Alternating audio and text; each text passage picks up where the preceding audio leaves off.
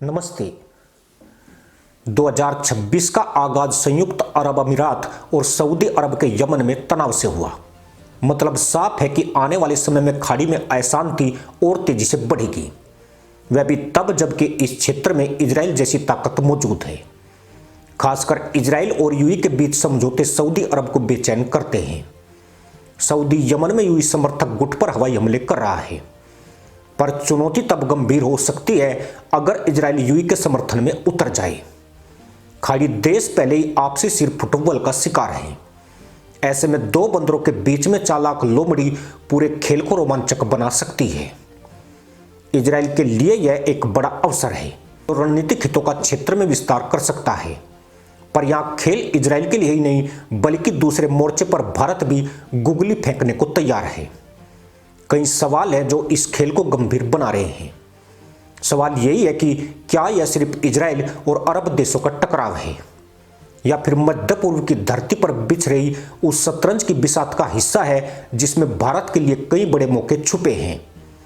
क्या गाजा की आग, लाल सागर की हलचल और खाड़ी देशों की बेचैनी केवल क्षेत्रीय संघर्ष है या फिर यह उस वैश्विक शक्ति संतुलन का संकेत है जिसमें भारत धीरे धीरे निर्णायक खिलाड़ी बनता जा रहा है। जब मिसाइलें दागी जाती है, तेल के टैंकर रुकते हैं और कूटनीतिक बयानबाजी तेज होती है, उसी शोर के बीच भारत के लिए अवसर जन्म लेते हैं। यही इस युद्ध वृत्तांत की असली कहानी है। यह संघर्ष नया नहीं है। इजराइल और अरब देशों की दुश्मनी दशकों पुरानी है। 1948 से लेकर आज तक 4 बड़े युद्ध, अनगिनत सैन्य झड़पें और राजनीतिक टकराव इस क्षेत्र को लगातार अस्थिर रखते आए हैं। लेकिन 2020 के बाद तस्वीर बदल गई।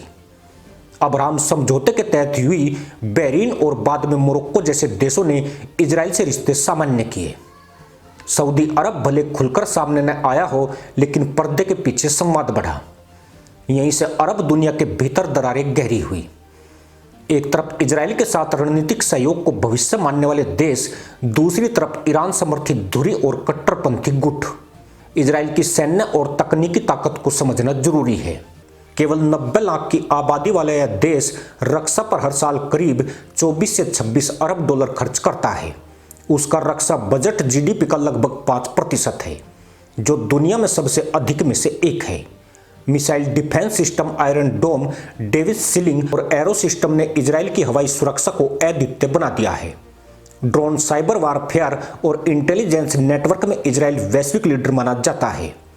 यही तकनीकें आज भारत के साथ गहरे सहयोग का आधार है। दूसरी ओर अरब देश हैं जिनकी ताकत तेल और पैसा है। सऊदी अरब, यूएई, कतर और कुवैत जैसे देश मिलकर दुनिया के लगभग 30% तेल उत्पादन पर प्रभाव रखते हैं। सऊदी अरब अकेले प्रतिदिन 9 से 10 मिलियन बैरल तेल पैदा करता है। खाड़ी देशों की संप्रभु संपत्ति निधियां यानी sovereign wealth fund 3 trillion dollar से अधिक की पूंजी नियंत्रित करती है। यही पैसा वैश्विक राजनीति और अर्थव्यवस्था में अरब देशों को वजन देता है। लेकिन सैन्य और तकनीकी मोर्चे पर यह देश लंबे समय से बाहरी ताकतों पर निर्भर रहे हैं। अब भारत की एंट्री को समझिए।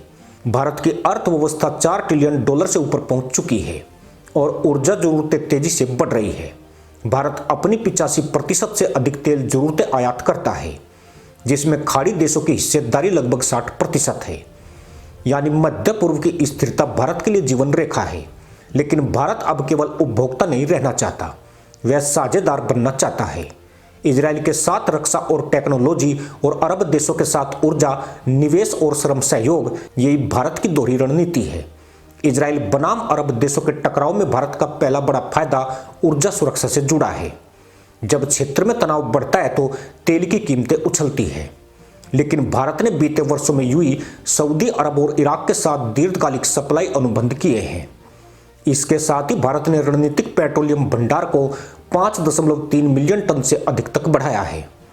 यह भंडार संकट के समय भारत को सांस लेने का समय देता है। अरब देश भारत को एक भरोसेमंद ग्राहक मानते हैं और यही भारत की सौदेबाजी की ताकत है। दूसरा बड़ा फायदा रक्षा और सुरक्षा सहयोग में छुपा है। इजराइल आज भारत का प्रमुख रक्षा साझेदार बन चुका है। भारत के कुल रक्षा आयात में इजराइल की हिस्सेदारी 10 से 12% के आसपास है। मिसाइल सिस्टम, ड्रोन, रडार और इलेक्ट्रॉनिक वॉरफेयर, इन सभी क्षेत्रों में इजरायली तकनीक भारत की सैन्य क्षमता को बढ़ा रही है। वहीं अरब देश भी भारत को सुरक्षा साझेदार के रूप में देखने लगे हैं। यूएई और सऊदी अरब के साथ खुफिया जानकारी साझा करने और आतंकवाद विरोधी सहयोग में बढ़ोतरी हुई है। तीसरा फायदा भू राजनीतिक संतुलन का है। भारत न तो खुलकर इसराइल विरोधी धुरी में जाता है, न ही अरब दुनिया से दूरी बनाता है। यही भारत की बहुसंरक्षण नीति है। गाजा संकट के दौरान भारत ने मानवीय सहायता भेजी, लेकिन आतंकवाद के खिलाफ सख्त रुख भी रखा। इस संतुलन ने भारत को नैतिक और रणनीतिक दोनों स्तर पर विश्वसनीय बनाया है। अरब देश भारत को एक ऐसे देश के रूप में देखते हैं जो पश्चिम की तरह दखल अंदाजी नहीं करता, लेकिन स्थिरता का समर्थक है। चौथा फायदा आर्थिक निवेश में है। खाड़ी देशों के सोवरेन फंड भारत के इंफ्रास्ट्रक्चर, रिन्यूएबल एनर्जी और स्टार्टअप में तेजी से निवेश कर रहे हैं। यूएई का आबू धाबी इन्वेस्टमेंट अथॉरिटी और सऊदी का पब्लिक इन्वेस्टमेंट फंड भारत में अरबों डॉलर झोंक चुके हैं। इजराइल की स्टार्टअप संस्कृति और अरब देशों की पूंजी दोनों का संगम भारत के लिए सुनहरा अवसर है।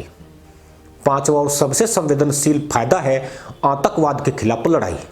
इजराइल वर्षों से सीमा पार आतंकवाद और रॉकेट हमलों का सामना करता रहा है। उसकी सीख भारत के लिए अमूल्य है, खासकर कश्मीर और आंतरिक सुरक्षा के संदर्भ में। अरब देशों के साथ सहयोग से भारत को कट्टरपंथी नेटवर्क पर लगाम कसने में मदद मिलती है। यह संघर्ष भारत के लिए जोखिम भी लाता है। लाखों भारतीय नागरिक खाड़ी देशों में काम करते हैं, जिनसे हर साल 100 अरब डॉलर के करीब रेमिटेंस आता है। क्षेत्रीय युद्ध इन भारतीयों की सुरक्षा और भारत की अर्थव्यवस्था दोनों को प्रभावित कर सकता है। इसलिए भारत की कूटनीति का लक्ष्य स्पष्ट है, युद्ध नहीं स्थिरता। निष्कर्ष साफ है, इजराइल बनाम अरब देशों का टकराव भारत के लिए किसी एक पक्ष को चुनने की मजबूरी नहीं, बल्कि दोनों के साथ समझदारी से आगे बढ़ने का अवसर है। यही भारत की ताकत है। जब दुनिया ध्रुवों में बट रही है, भारत पुल बन रहा है।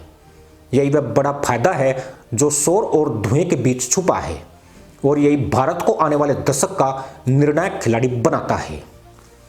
इसी के साथ अनुमति दोस्तों, जय हिंद, वंदे मातरम।